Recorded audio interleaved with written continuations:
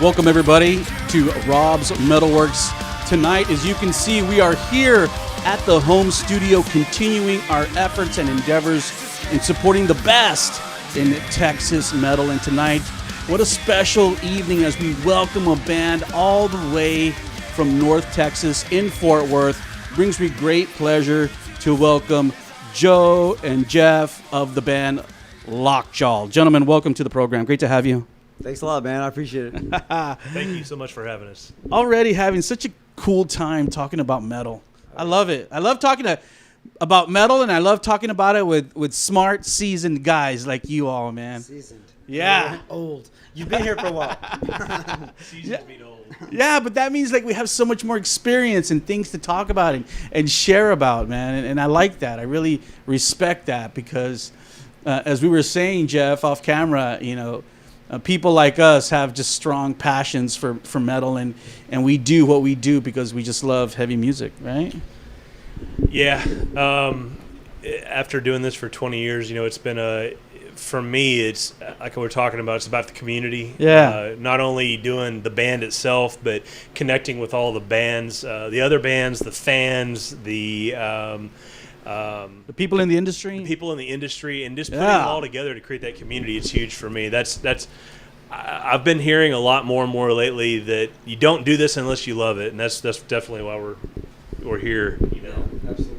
And I think where I really want to start off is because, you know, there's a lot of people tonight, maybe for the first time, who may be hearing about Lockjaw.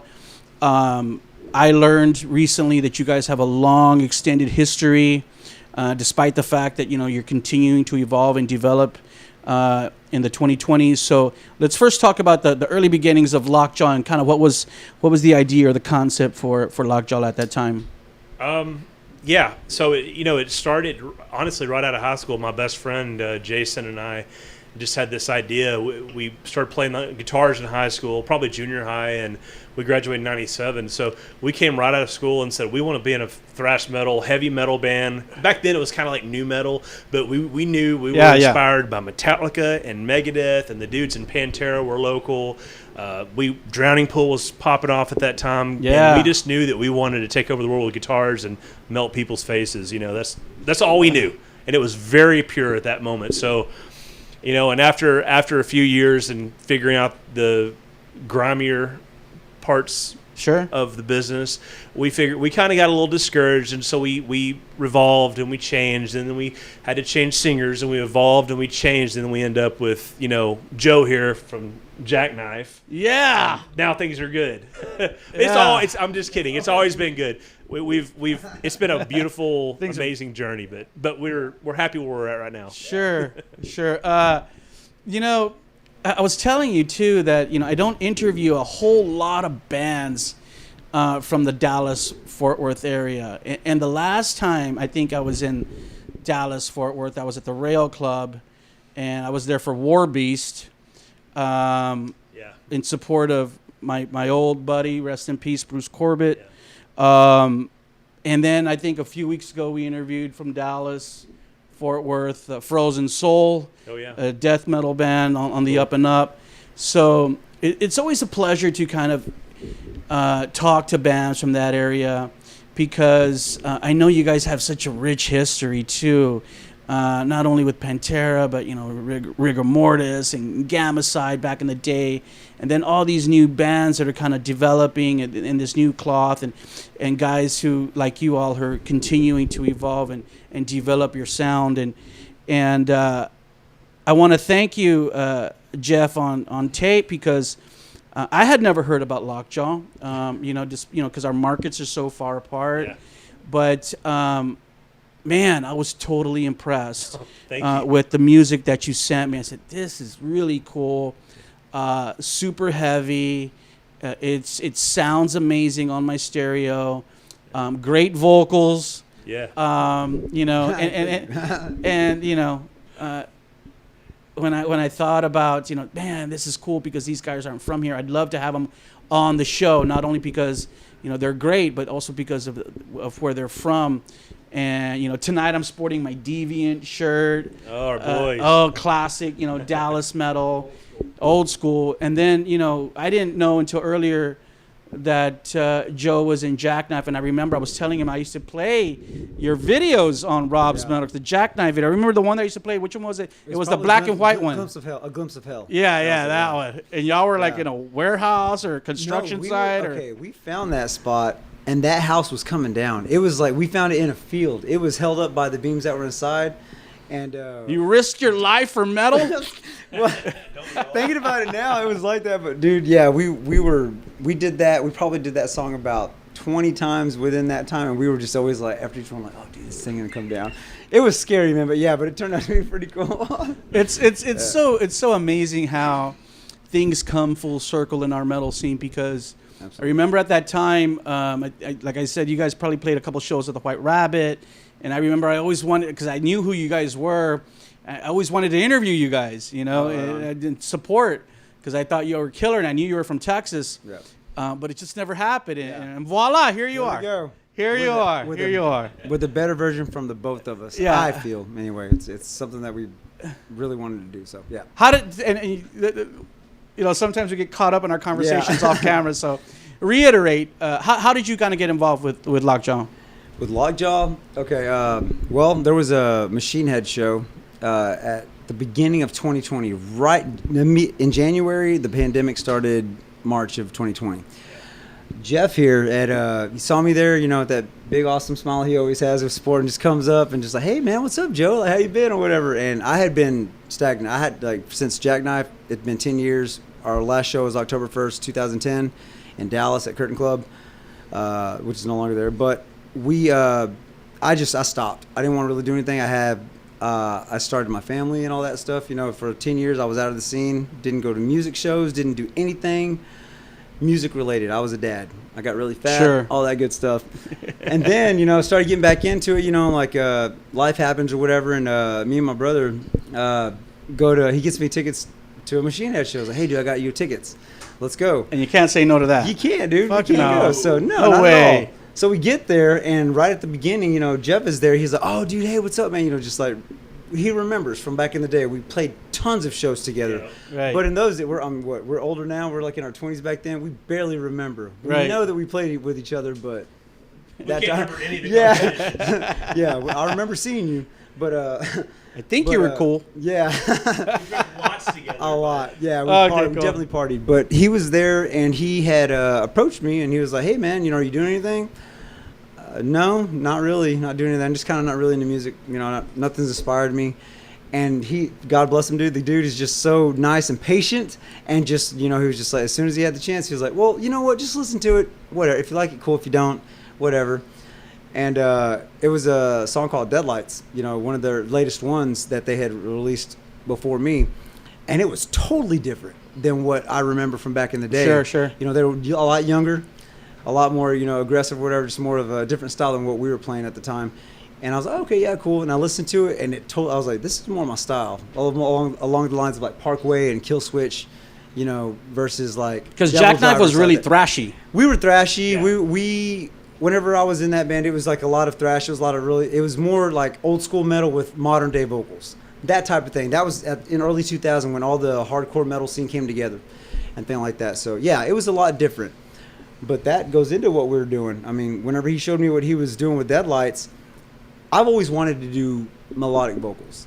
You know, there was a time where I really, really wanted to try it because that's just, I mean, dude, I was in like church choir and stuff like that when I was a kid. I know I could hold a note, not sound like a douche or anything, but I know I could at least hold a note, and I've always wanted to do it over heavy music. Yeah. So whenever he showed me Deadlights, I was like, dude, I can, you know, that's kind of reminiscent of me of Jacknife. Like, you know, it's very melodic but heavy as shit, and there's room for different type of stuff. Big hooks. Yeah. Big hooks. And I listened to it, and then I gave him a call. We had every time me and Jeff get on the phone, it's very rarely 2 or 3 minutes. We talk, we converse like for almost an hour every time. Yeah. And it just started off that way. He's like, look, man, we've got this going on. We're taking this all the way. Sure. That caught my attention because I hadn't done it for 10 years. At that time, I hadn't done it for 10 years, since 2010. I don't want to be in a local band. I don't want to be, hey, dude, we're playing down the road at the bar. Come, whatever. I don't want to do that. you Let's know, have some ambition. let's have some ambition. Yeah, I've got a wife. I've got kids. We've all got wife and kids. We got families, but Our time is precious. Yeah, we love music, though. Sure. And we Very. know. I'm sorry, but we know that within us, like all the talent that is in our group, we can do something. We know we have the know-how, we have the experience. Dude, I've been in music for 20 years. So it's not like we're brand new. We're just bringing our experience and taking it to the next level. We're doing everything kind of backwards, We were joined by Machine Head. Thank you, Rob Flynn. Oh, really? Yeah. Nice. The show. The show, Yeah, it was- great. That's it cool. was- and ironically enough, when I started writing Deadlights in 17 and 18, it was very inspired by Machine Head. At that time, I was really super into what they were doing. Sure. I want to say it was like the Locust record and all that. Yeah. But Great yeah. record. Anyway, so that's how it happened, and I want to add to it too. Our manager, we were flirting with a couple different managers and had a couple opportunities, kind of dangling over our heads, and she said, "Y'all are going to have to tour if you want to do this. If you want to take this to the next level, you're going to have to be able to get out there on the road and road dog it." And our singer at the time, Corey, great guy, awesome front man, super cool guy, Dallas firefighter. Well, they worked 24 on, 48 off. Yeah. That was not going to work. Yeah. And so Corey and I had a conversation. He graciously said, "Bro, I want you to do this. I want you to achieve your dreams. Sure. Do it." So anyway, that's how it happened. Yeah.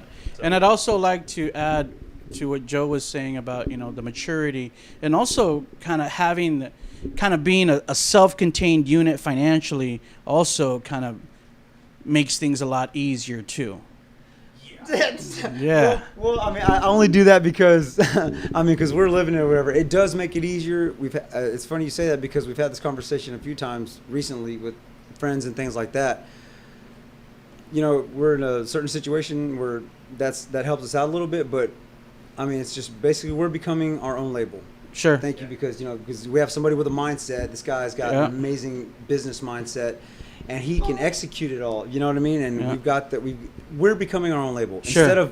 Instead of just horn ourselves out and just like playing, and like finally getting the attention of somebody. Right. Which that's a good way to do it as well. That gets you super tight. But we have the experience. We have connections. We have friends that over the years, the 20 years that we've played collectively, or 20 years in Jacknife, 20 years in Lockjaw before this, we've accrued some relationships and things like that. So we're being responsible, and we're being older about it, and being like, yeah, hey, we're back out here.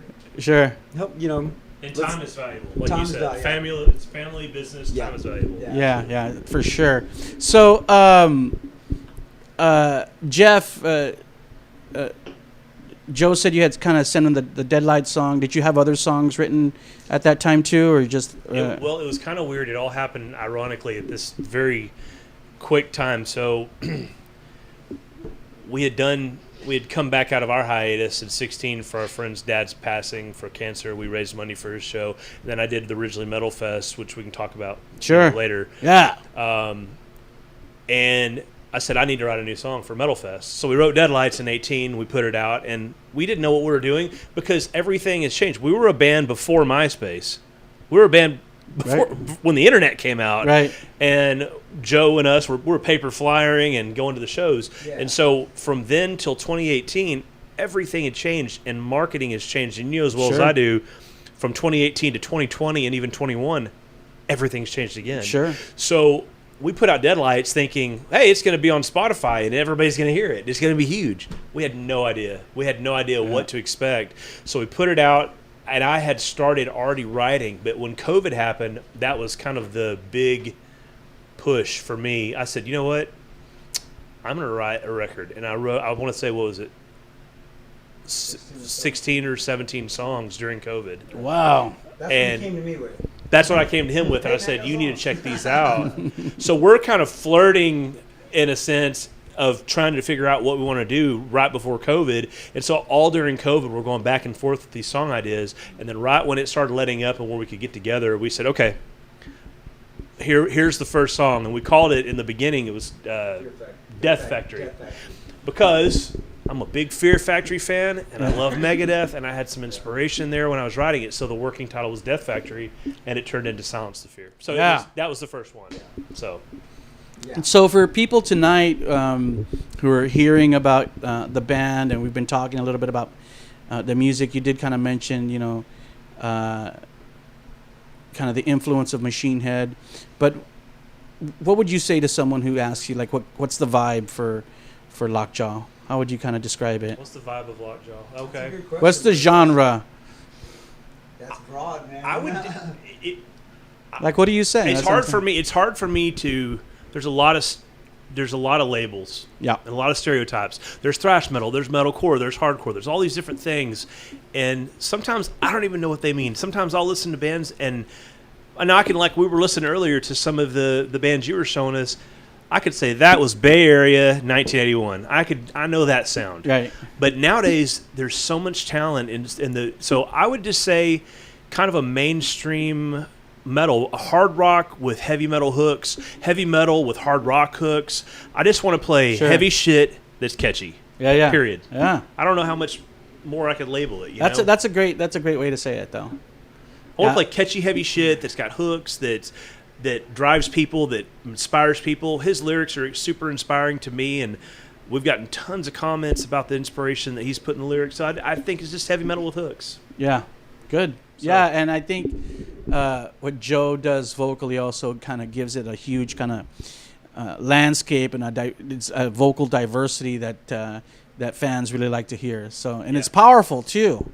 It's very powerful when you sing it, Joe. I appreciate that. I don't even know how that. I mean, I don't know how to. Thank you. I just don't know how to respond to that. Because your style with Lockjaw is definitely different than what you were doing back in the day. Oh yeah, Totally different. The message is still the same for the most part, but yeah, the way I'm delivering it is the way I've always wanted to deliver it. Yeah. If I said, I give a lot of credit to Jeff for helping me like find my voice or whatever, because it's something that I've always wanted to do.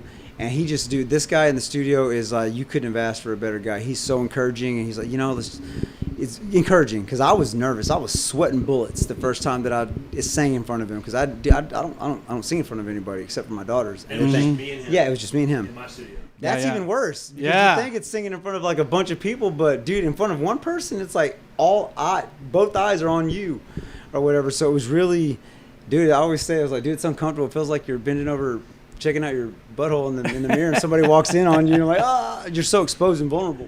Yeah.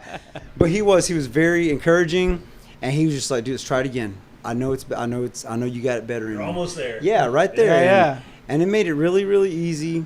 That was the first melody I ever attempted, and I brought it to him, and he made an adjustment, and that's what you got.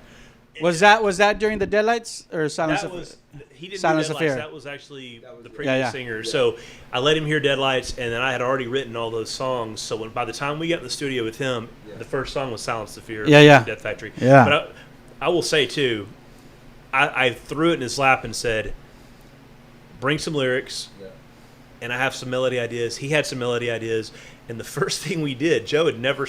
He was a heavy vocalist. He's a screamer. Sure. And the first thing we did was silence the voice of fear, and we did the melody first. And I said, let's write hooks first and then write outward. Let's nail that hook chorus first and then do the verses. Sure. And we sat there and worked for a day or two. Went back and forth on melodies, and then we figured out, we found a harmony. We sent it to my friend Dave Galloway from Element 80 and said, Dave, help us out on some harmonies. Dave sent us a few harmonies back and said, here's what I think. Joe nailed the harmonies. Wow. I'm talking 2 days in the studio, and he's never saying he nailed the harmonies. So we sent this to our producer, Chris Collier, and we talked about him. He's working with bands like Korn and Prong and Mick Mars and all these guys. Yeah, so he's working with all these guys, and we sent it to Collier, and he said, I could work with this. He goes, it's a little rough, but we can work with it. And so we laid out the song. We did it again. And then we did a session with Chris, and that's what you got. Yeah. It was great. And thanks so much for sending me the track. I remember when you sent it to me, and like I was telling you, I get a lot of stuff. So, and I always want to give something at least a listen. So I remember when I heard the track, I was like, wow, this is really good. The song is good. The production is good. And then when I saw the video, I think I was kind of sold because I knew that you guys were at a particular level, still independent, but still at a very high level. So let's talk a little bit about Silence the Fear. It dropped in August of this year. So all you people out there who have not yet heard the track, as you heard Jeff say, you can find it on Spotify, watch the video on YouTube. It seems to have been doing very well. You guys had thousands of views already on the video. Man, that right there was. I'll tell you what. I've never been a part of anything like this before. I mean, I've done my share of like promotion stuff, but we've never done anything like this, going to the next level. Seen it on a video, seen it on YouTube. Yeah, dude. At first we got like 1,000 views. That's awesome. And now and Jeff's like, yeah, I'm not happy, dude. But it just kept climbing. He was watching it every couple of days. Text message, dude. 10,000, 11,000. Wow. Like there's, but I mean, but it's exciting because it's exciting. That's a lot of work. You know, the Silence of Fear was a big step up from what we were. And I want to. Sorry to interrupt you. I want to say too that what blew my mind was within 7 days it had over 10,000 views on it, and I was like, okay, whoa, what's going on here? It was just. Never in my wildest dreams, 10,000 views on a YouTube channel that has 25 followers. Yeah. And now we keep growing and growing. And now I want to say today we're sitting at 116 or something thousand views. And yeah. Wow. So it was received well. It was received very well. Us. Yeah, it was. I mean, and we're still learning on all that stuff. But Silence the Fear came out. It was pushed, released on both audio and video the same day. Which is something that in hindsight, we're learning right now that, there's a different way to do that strategy, and we're working on it. Sure. And we'll have it ready for this next one. But as of right now, we're not a new band, but we're very seasoned guys, like you said. But together, we're using our experience and we're going this way, and it's working out, man. We're having a good time. Totally new level, new strategy, because obviously, the market's different now. Yep. And as we were talking about, being on Spotify playlists, being in the eyes of influencers, and things of that nature. And I found what you said earlier, Jeff, very intriguing about, the grassroots part too. We live in a great metal state, a big metal state. And, we have so many great metal scenes across Texas, and that we should all be working together and feeding off of each other and helping each other, for the greater good. Yeah. I have been really studying up and really focusing, listening to industry gurus and all the guys that are really, and I've got some really great support too. We've had guys like Randy. He used to be with Sumerian. He's partnered with Seek and Strike. He's a partner in Allied Media Group, consulting for us. We've had our manager, Sarah Ray, amazing manager. We've had Tag Publicity. We've had all these people. We're building our team and really trying to understand exactly how to do this. But the community, what I'm gathering is, aside of the technology and the social media giants, the community part and getting fans to hear your music is still as grassroots as it ever was. It goes back to, like we were talking about before, Brian Slagle, Metal Blade Records. They were passing out mixtapes, and that's how Metallica got found. And we all know they're the biggest band ever. And so for us, we're the playlists on Spotify are the exact same thing now. Yeah. And that's a huge thing for us. So we're curating our own playlists. We're promoting our own playlists. So not only do the fans hear our music, but they're hearing the top 20 bands in Dallas, like within Chaos Boys, the Element 80 dudes. I would be a jerk if I didn't name them all, but I can't name them all because there's so many amazing bands in Dallas that we can't get to. But people need to hear that. But what's crazy is I don't even know those same top 20 bands in San Antonio or Houston. Sure. El Paso. So that's what we got to work together on to create that community, Yeah, so there's just the knowledge is there, and we know who to go to in every market. You guys said something, too, that I want to kind of talk a little bit about. You talked about the strategy of kind of releasing. You released the Silence the Fear single. We're going to talk about the upcoming single. There's still lots of tracks in the bank. Is that the strategy for the rest of 21? Is kind of just to be releasing these singles periodically? Yeah. And why do you feel that strategy serves you well? Because obviously, you know, I think people understand in the media that, you know, if you release kind of these singles periodically, that you're always giving the fans something fresh. You kind of stay on social media. You have something to talk about, and you're always on people's minds because you're releasing new content instead of kind of just blowing your wad and by releasing a full-length record, and you know, after a month, you know, no one's talking about it anymore.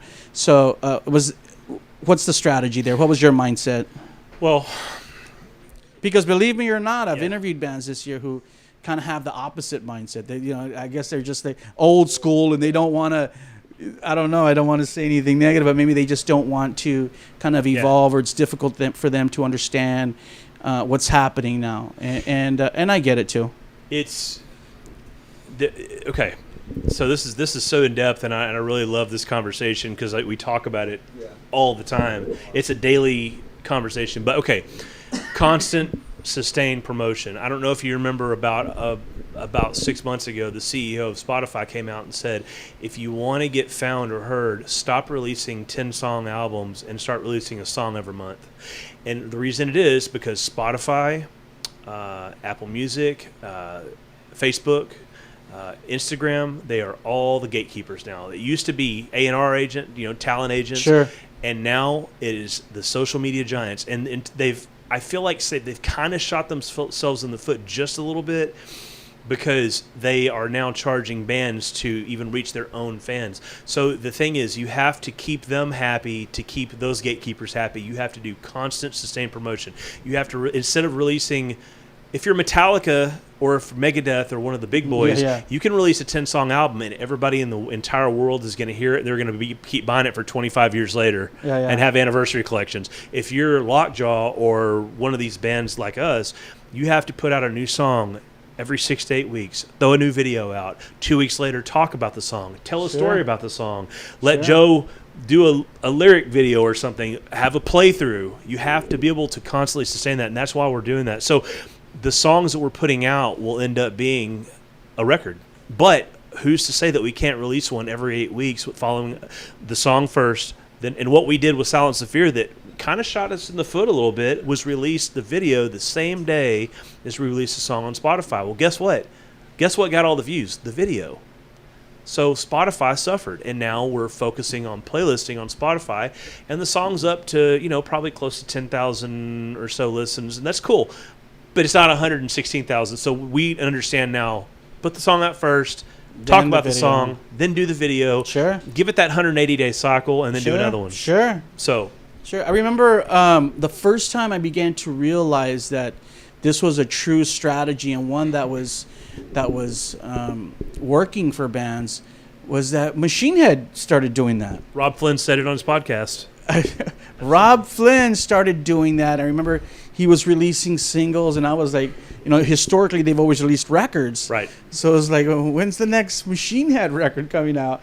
And then he started releasing these singles. So if a big band like that is able to adapt, you know, and even some of those mid-tier bands, they're still, you know, having to really be strategic with what they're doing. I mean, Machine Head's not Metallica, but still, they're popular, and they still need to kind of work at what they're doing at their craft with regards to getting their music out and purchased by the fan base. Yeah.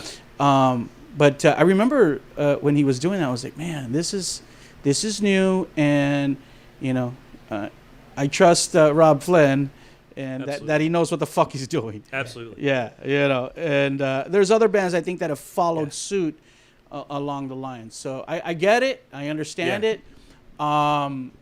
So let's go ahead and on that note talk about the next single, "Living in My Head," which will drop on October 12th. Yeah, October 12th. Yep. So today is the 6th, right? Yeah. Less than a week. So right about when you see this interview, it might it might be around the time that this new single is going to drop.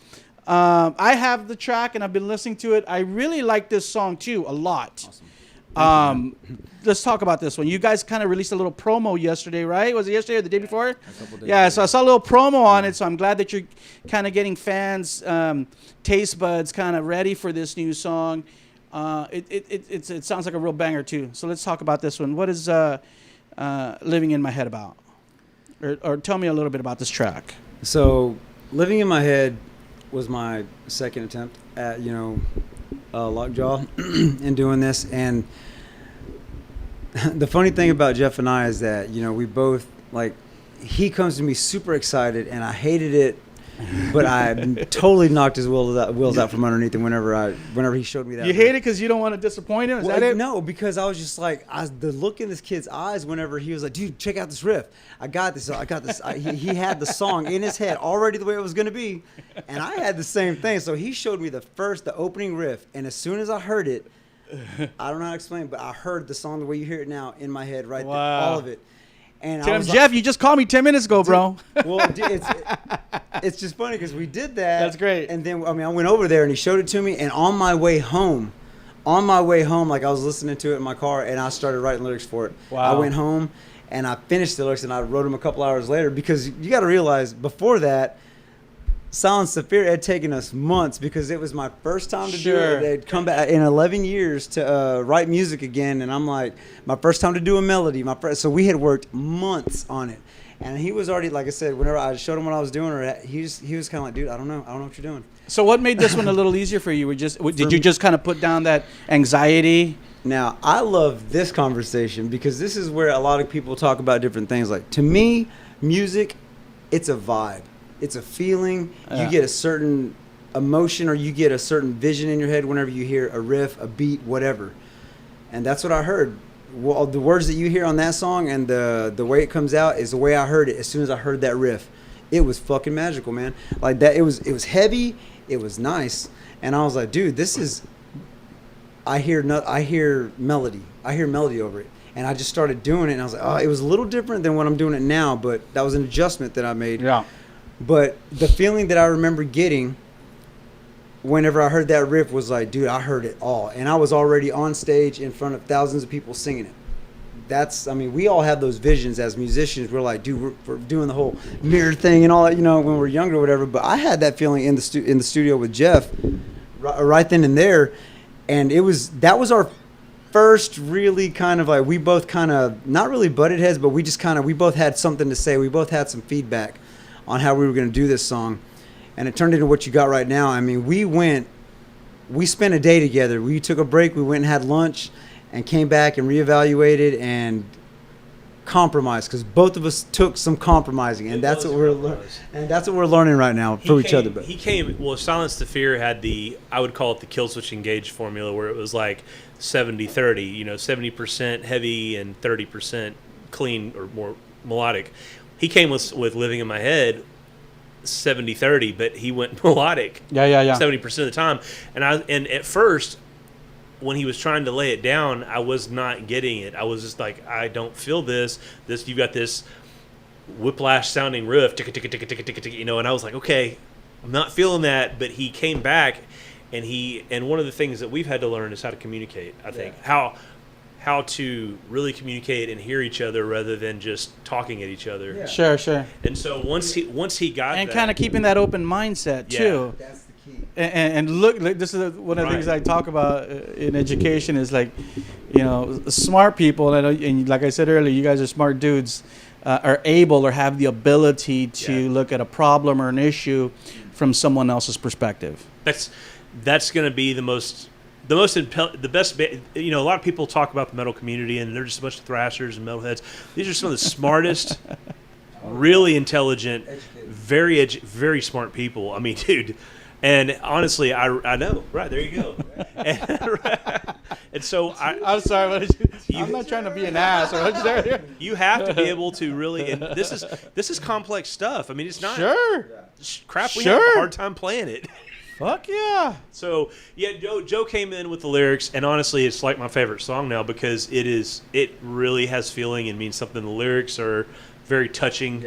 And I think everybody through this pandemic, I want you to talk about the lyrics. Yeah, I do. That was going to be my next question, And I because will. I just wanted to- Silence the Fear and Living in My Head really, to me, resonates the fact that, we're all dealing with kind of really deep so what internal did stuff. you get at it when you're hearing those titles, and then you hear the songs? Like, what do you think? What do you think? We're just trying to keep our sanity, Yeah, kind of. Yeah. Well, I mean, okay, so it's like To- we all do it to a certain extent. We're the biggest problem in the human world, in my opinion, is like, what is everybody's afraid of something. Everybody's Sure. afraid to fail. Everybody's afraid to do this. Sure. Now, without going into too much detail, sorry, but before I tried, I did try to sing, and somebody I looked up to very, very much was going through some problems at the time, and just was not really. I was in a different place. He was in a different place, and he was helping me record it. And then whenever I tried to do something different and sing, he was like, no, like he just let me know that it wasn't the best, but nobody starts out badass. And it broke my heart because I love the guy. And I had an opportunity to talk to him about it years and years later, and we totally, he didn't even realize because he was in a bad place. You told him, dude, you demoralized me. And that was a hard conversation to have, because the look in this guy's eyes after I said that, he could not believe it. So, I mean, I Sure. tried, because, from the last band to this one, from Jacknife to Lockjaw, this is what I've always wanted to do. This right here. So that everything had Silence the Fear lyrics were about letting it go. Attachment is a root of all suffering. You let it go and you're going to be okay. You're just trust yourself, whatever. And that's what that was. I was scared to death to try to do this song. Jeff made it easy for me. Silence the Fear, too, to me was very symbolic of him coming back and tackling the fear of getting on that microphone and getting in that studio and singing melodically. And it meant a lot to me to watch him go through that metamorphosis. I mean, it's huge. Sure. But anyway, back to Living in My Head. Sorry. But yeah, no. But yeah, those both sets of lyrics were about me. Those were my first sets of lyrics in years, talking about just facing your fear, because dude, I've got daughters, and I'm teaching them. So how can I look at my daughter in her face and say, you can't be afraid to try. Right. Just try. Right. And then here I am, a grown ass man now. I've already got kids, and I'm like, I'm afraid to. Try. I'm letting something that somebody else said to me a long time ago dictate my life, and like totally just a decade before. And that's real, and that's what those songs are. That's what Living in My Head is about. True. So Living in My Head is about the mental depression and just the mental illness, everything that's going on these days. We all get attached to something like, some of us got better control of it, which is something I've learned over the years, and I've gotten really good control of it. I owe a lot of that to my wife, Christina, teaching me that, and we've been through hell and back. Who hasn't, in a really good relationship. But that was about just thinking too much on something. Just like, like one thing goes wrong and you just let it ruin your day. Right. Coffee's spilled in the morning, you're like, fuck the world. At night, you come home and have your dinner, you're like, God damn it, I still got this. Metal. Yeah. But that one, that's what everybody thinks whenever they hear metal. Sure. But that's also about, am I good enough? Am I cute enough? Am I pretty enough? Am I skinny enough? Am I chunky? Am I built in the right places for, just like being the world that we're in today? It's disgusting. I'm sorry. It's beautiful, but it's disgusting. Sure. And I want to chime in on this too with these lyrics. So I was watching him develop these lyrics, and I was sitting here thinking, I'm in the producer chair at the moment before doing pre-production, before Chris got hold of it.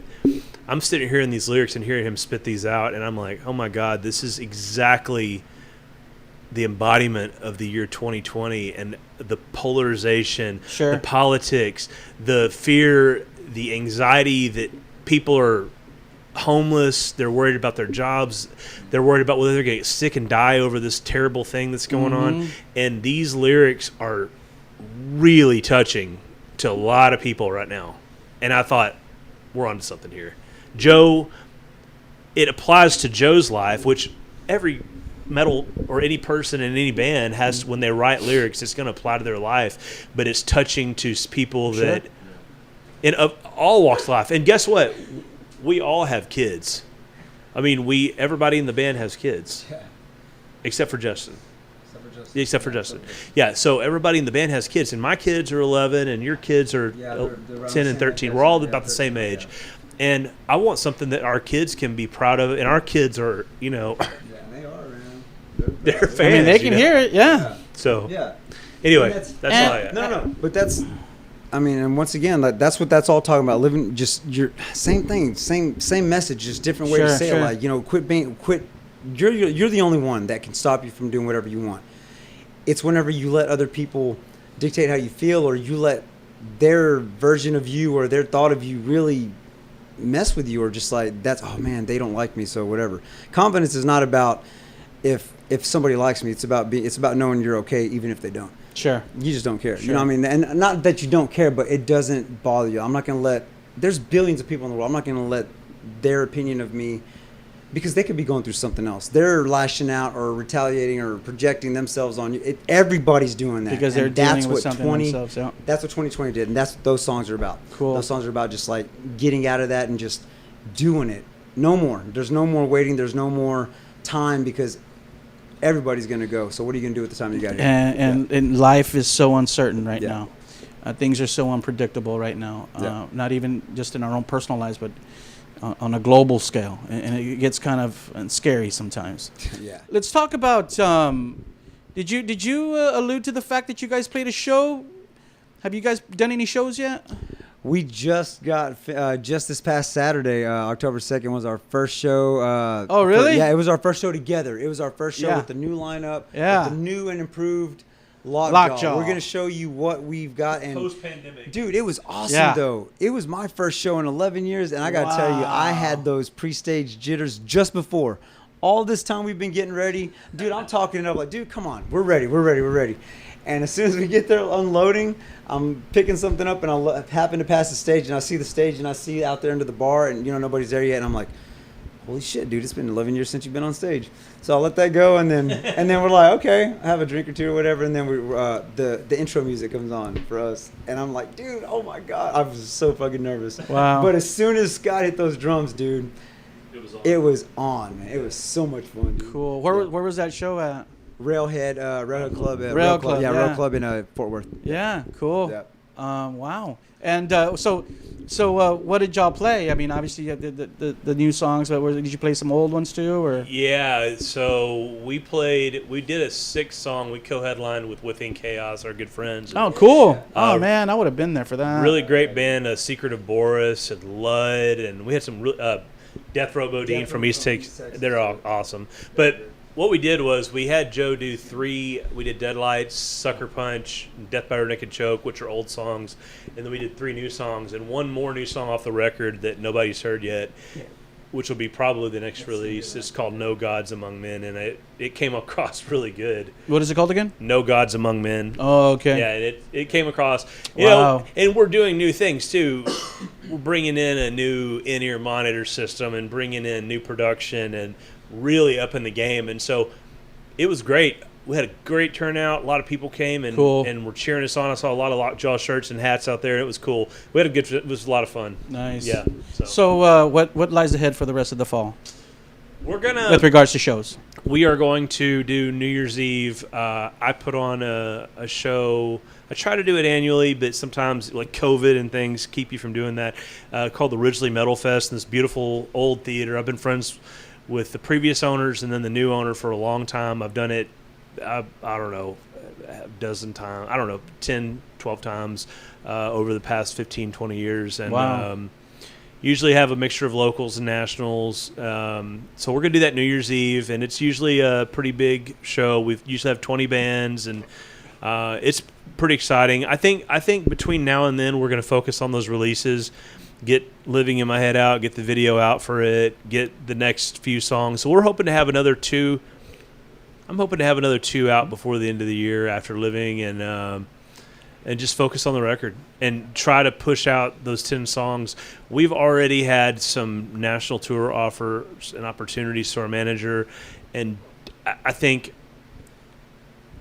in the state of the way things are right now, choosing the right tour, the right time, the right festivals is going to be crucial. Right. And so we're just really kind of keeping it up in the air, keep it open, but we've got to make the right decisions at this point, you know. Yeah, you have to be really strategic, not only, because, finances are a part of it on the back end, but also,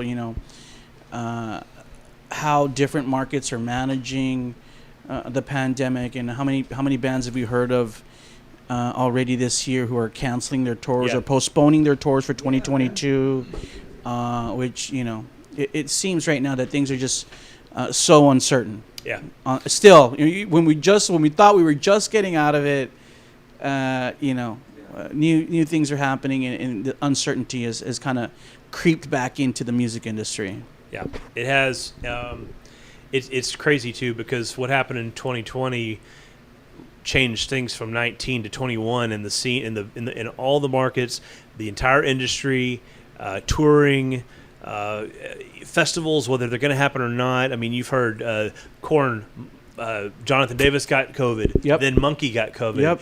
And then, I mean, the Metal Tour of the Year happened. None of them got COVID, thank God. But there's so much uncertainty, so many tours that have canceled, not canceled, postponed. And you just, nobody really thinks about, the fans don't think about, for a band to gear up to go tour, you're talking about tens of thousands of dollars in merchandise that you have to pre-buy and purchase to be ready to go. And, Sure. And, you know, you can be left, if you go plan this tour and then it comes down to the wire and your last minute, you could be hung out. That happened to Killswitch Engage. I heard Adam D talking about it. Yeah. They were really like, oh God, what do we do now? And trying to make sure that they're fulfilling those ticket sales. Obviously, we're not anywhere like Killswitch Engage, but we hope to be one day. Sure. You know? Sure. That show was in Dallas when that whole thing stopped. That was March 11th or 13th. And Wow. it was supposed to be at Southside Ballroom in Dallas. And that was the day I was going to that show because I'd seen Killswitch in forever. And then, like, you can't go. Everybody's sick.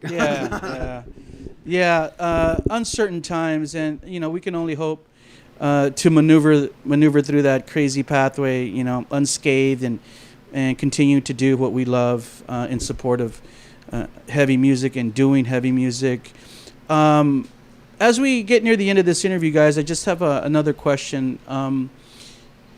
We talked earlier when we started about the rich history of the Fort Worth, Dallas metal scene, and I was wondering if you could just share a few words about what's happening now with the scene there. How do you feel about it, or how do you think it's kind of evolved? Because, you know, I know that, you know, there are staples, and like some of the venues that we talked about tonight have been there for a long time, and there's new bands coming out. We mentioned Frozen Soul earlier. Then there's classic bands like Within Chaos who are still doing their thing. Rich history, you know. And I know, I remember the last time, like I told you guys, I can't remember what year it was. It was 2008, maybe 2010. I was there for WARBEAST at the Rail Club, and I remember it was packed. And then I remember, like, everybody in the club was smoking, like smoked cigarettes. And I remember leaving the club that night, and the next morning I remember I was pretty buzzed out. And the next morning I woke up and I smelled like my clothes smelled like cigarettes because everybody in the club was smoking The good cigarettes. old days. Yeah, but so I've had a taste of it. I'm familiar with it. I know the fans love heavy metal. They come out and support. And I know that we just talked about all the bands that are still working and new bands that are coming out. So it to me, as an outsider, it kind of seems that things are still going okay there. Man, in DFW, in Dallas-Fort Worth, things are still going well. I mean, the people that really believe in it, the people that are still going to, you know, they're not going to, you know, this is life, man. It's where we're at right now, and you got to make a choice whether you want to keep doing it and doing it the right way or just like whatever. So, but all these bands that are out there doing it, it is a good scene. It is a great scene. There's great music that still has to be seen and heard and all that stuff. But the way that works is by putting out good content. People like you, who are just like, you know, legends in the music scene out here, you know, we have people like that in our area as well, and we need to all work together and just get people to the shows. We've been inside for way too long. Yeah. So, I mean, yeah, the scene, it's awesome. But that depends on the fans. Yeah. So we need you guys to get out there and, you know, support your local scene, San Antonio, Texas, period. Go to the shows. A ticket one night might be 10, might be 15, might be 20. You know what? Go support your boy. Just like you would expect them to do that to you if you opened up a business. We're just trying to bring you guys entertainment, right? Like, we're just trying to have a great good analogy. time. Yeah. So do you think there's amongst the fans, is there anxiety still about the pandemic? But it's weird. Or they don't give a shit? It's weird because if they like the band, they seem to become. But I'll use the Rail Club, for example. Chris, he has been fighting the good fight against the state that have been, I think, unfairly treating a lot of bars. Sure. When the pandemic happened, they were closing down every restaurant and bar. Well, then they decided they were going to open up the businesses that serve food Right. and alcohol. But they're not going to open up businesses at any capacity that just serve alcohol, like a music venue. Sure. So the pandemic caused massive loss for the venue owners because they didn't serve food. And then you know, there's a lot of places in Austin down on 6th Street that went and got their food license and started serving nachos and Sure. making you buy a plate of nachos so you could go there and party. And it was very one-sided and hypocritical. And so you've got guys like Chris that have lost a ton of money and shows. So from the metal perspective, from the band perspective, yeah, we still have places to go play, but thank you to Chris and the Rail Club. Sure. And places like the Ridgely Theater and the guys, you know, Clint at Trees, and the venues that we know that have really took it on the chin to keep these venues open, especially in venues across the country, because nobody really seemed to come to their aid. And they're losing money on tours left and right. They're losing money on shows that cancel. They're losing money not able to pay their rent because, hey, look, if somebody doesn't buy a ticket, come out and support, buy a couple beers at the bar, you don't have a venue. Right. And so I think from a band perspective, we all got creative. We got in our little studios and went crazy creating 20 songs for the fans. But if you don't have a place to go see it, so I think what Joe was saying was really important. Go to your local venue, find bands that you like, follow one or two of them, buy a T-shirt, support the venues. I think that's probably the most crucial thing in the community right now. Sure. But the Forest scene, man, as far as talent, is rich. Nice. And we hope to connect with the San Antonio scene, Houston, Austin as well. So All right. Well, hopefully you guys can come down here and play a show. we would love to. I'd love to see you guys down here. And we were talking about Yeah. places here in San Antonio. So hopefully Yeah. sometime before the year's end, as fast as time seems to be going, Yeah. maybe in the spring. But Yeah. nonetheless, hopefully you guys will be here soon. Any last words? I'd like for each of you just to share any last words, any thank you, send out any love, anything that you want to share with the fans, people around the world who will watch this interview. Any last words? Man, all I can say is stay tuned. We have so much planned and so much new music and good stuff coming your way, and we really appreciate. We're actually honestly shocked at what we received for the first song and the new songs coming out. So just thank you, and we can't wait to see you all and shake hands and hang out at the merch booth and have a great time and tell stories. So we really appreciate everything. So that's what I got. And thank you. Yeah. So thank you for what you do for us. Absolutely. Yeah, no, thank you very much, Rob, man, for everything you do.